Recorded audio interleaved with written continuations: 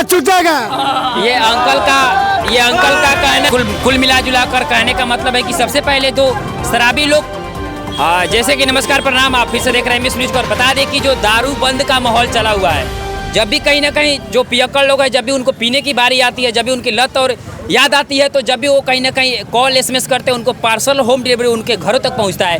जो कुछ पियक्कड़ लोग हमारे साथ मौजूद है और इनसे भी जानना चाहेंगे कि दारू का जो आंखों देखा हाल है, किस तरह से खरीद बिक्री चल रही है, हमारे दर्शकों को बताइए। हम चुहाट खाली पीते हैं, खाली चुहाट।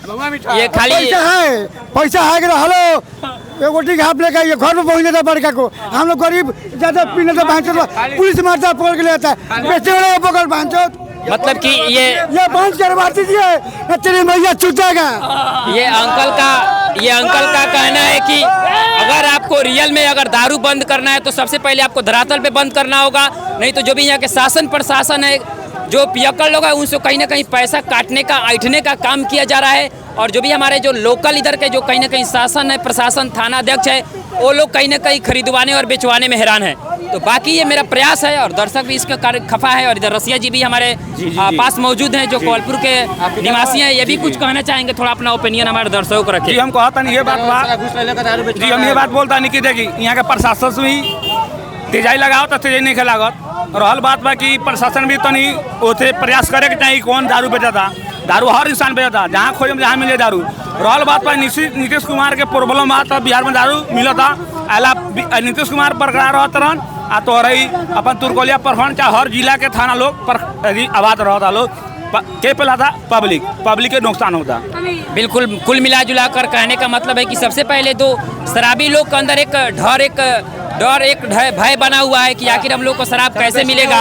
और कहीं ना कहीं इनका कहना है, भैया का कहना है कि कहीं ना कहीं अगर आपको दारू बंद करना है तो सबसे पहले धरातल पे बंद करना होगा, तब जाकर लोग पियक्कड़ लोग को नहीं मिलेगा, तो फिर इस तरह से दारू बंद का जो सही फैसला होगा। जाते जाते हमारे भैया कुछ और करना चाहेंगे और वीडियो लंबा हो रही है। हम बोला भैया, अब दारू किधर से आता है? यूपी से, नेपाल से जी। वहाँ अपना A to Z चेक कीजिए, वहाँ अपना A to Z चेक कीजिए, उसके बाद आएगा दारू की नहीं आएगा वो मानेंगे लोग।